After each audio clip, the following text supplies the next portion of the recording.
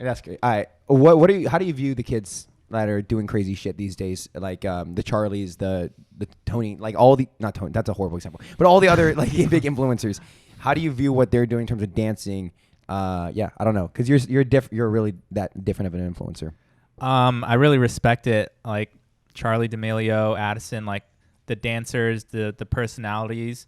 I respect what they're doing. I know that creating content is hard. Waking up every day and creating content is not easy.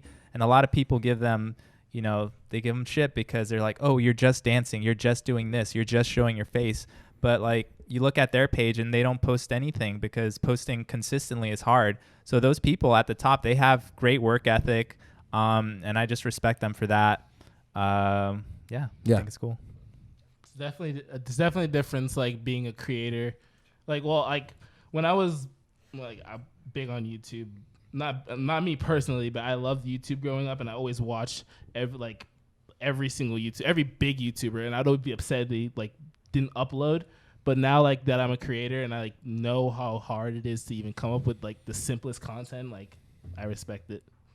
So it's just different. There's been people that argue like people have been called out by saying that working as an influencer is just as or sometimes harder than working a regular 9-to-5 job. And I think that's 100% a totally different comparison. I get why people get upset when they make that. Mm-hmm. But part of me gets it. You're not ever on a clock. You never get to stop working, because especially during the holidays are the ones when you have to be producing the most content. You have to be the most active. And I think all of us, we haven't worked actual office jobs, but we've worked long shifts and almost full time at these different service restaurants. And we've been around people that work full time. It's a really hard job. There's something different about not being told what to do, but instead we have to tell ourselves what to do. Yeah. I will say that. So I've done both. I've done office job. I've done content creation full time. I work way more hours as a content creator than I did with my office job, 9 to 5. I probably work double that, like literally double. But it's easier for me because I enjoy it. That's the best part. Straight up, yeah. It's 1 more hours, but it's easy, right? Yeah, it's easier. Like I don't feel like I'm working, which it sounds cliche, but like it doesn't feel like I'm working day to day. Yeah. I enjoy this. Yeah. It's because like working on your content is like working on yourself, so you always want to work on it. It never feels like a job. It's like you're always like perfecting your craft, I guess. Yeah. How old are you? 31. 31. Okay. Yeah. So for people that are out there that have an actual career, it's scary as fuck thinking I want to go make content, be an influencer. I might have someone I need to support. I might have kids, right? Mm-hmm. Like there's 31-year-olds that have kids. Is it like a black and white? Like if you're not happy, you should do it, or is it like you got to be responsible with it? Because you tell everyone go do what you really want to do, but yeah. So the way I approached it was, I would have never like made that leap if I didn't have that safety net underneath me, which was just knowing that if I failed at content creation, I could always just go back to my job. I already put in 5 years. I had a solid resume. My boss literally told me, Alex, like you can come back anytime you want. So I wanted that. I wanted like security and safety just in case I screwed up.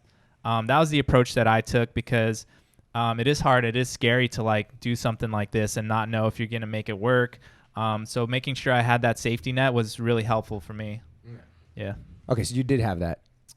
Yeah. Would you advise someone to go fucking balls like out and just go fucking crazy and just be like, I want to do it?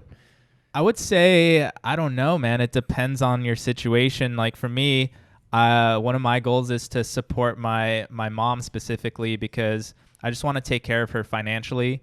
And I knew that if I didn't have like feel the need to take care of her, then I would have just quit my job probably before and tried to figure this out. But like, out of respect for her and just caring for her, I didn't want to just like leave my job like without knowing if I would make it work. Like I didn't want to put her at risk, Damn. Yeah.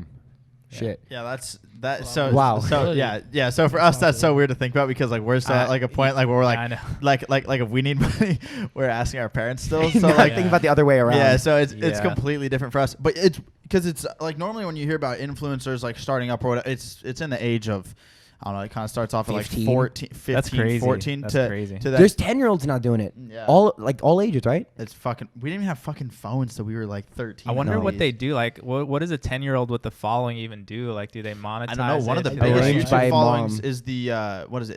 It's the guy. It's the kid who like reviews toys. Oh, Ryan's Toy Reviews, but Yeah. they're all run by parents, so the accounts say like managed by parents. I'd like to like think that the parents are just saving the money for the kids' No. tuition. You know, they put it off for I them. don't like. Dude, I do you don't think know. if Dude, no. would someone go to school if they had like, millions of like Charli and all them? Do they go to college and school? They dropped They- out. okay. Yeah. I mean, we dropped out.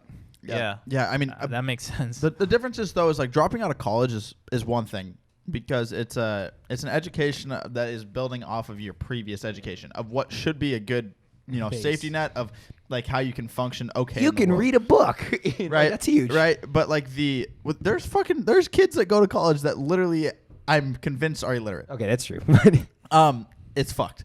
But what I'm like, so like in college, you kind of feel like you're telling yourself to be there. High school, it feels like you should be there. Yeah. And these kids are dropping out of high school really early, and they're getting all this huge following, but like they're kind of ill-advised by themselves on how they're actually gonna like go about their day to day. Like if you have 5 million followers but you can't fucking read, what what's the what's like how do you go about that? So I don't know.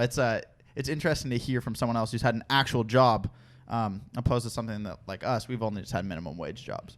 So like it's interesting to hear your perspective on like then going into content creation after kind of doing something that's very stable, and like that's what we're all trying to do, but you've already been there. Yeah, for me, my career as an actuary and college degree helped me in what I'm doing right now. Funny enough, like I don't think I would have succeeded this fast at being a content creator if I didn't go to college and study statistics and like be an actuary for 5 years, because those skills are what I'm using to like understand social media and grow. Like I have a very analytical approach to it.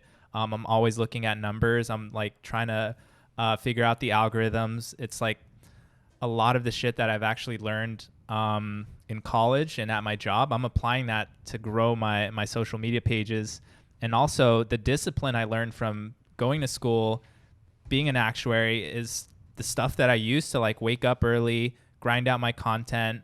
I don't know. Maybe I would have that. I don't know if I would have that if I had never gone to college and had a job and like all that responsibility. Yeah. Wow. Did you ever see anything like this potentially happening? Like No. ever? No. Like, right? Because I mean, what you guys? 10.8 is fucking crazy. It's a lot. I mean, because you guys were way. I mean, your generation was way.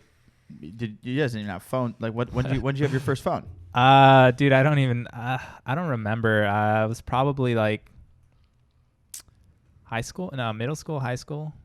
So like, were you on MySpace at all back in the? Back in the day? Yeah. I was on Like MySpace. computer. So I mean, Yeah. that's You saw social media from MySpace. Yeah. Wow. I wasn't on it. I never did social media until like this year, like a year ago. That's Wait, you weren't on Instagram or anything? I had an Instagram, but like just like everyone else, I would post a picture once every 2 months. Like that's all I did on it. Shit. That's insane. That's kind of the 0 to 100 on the getting 10 million. So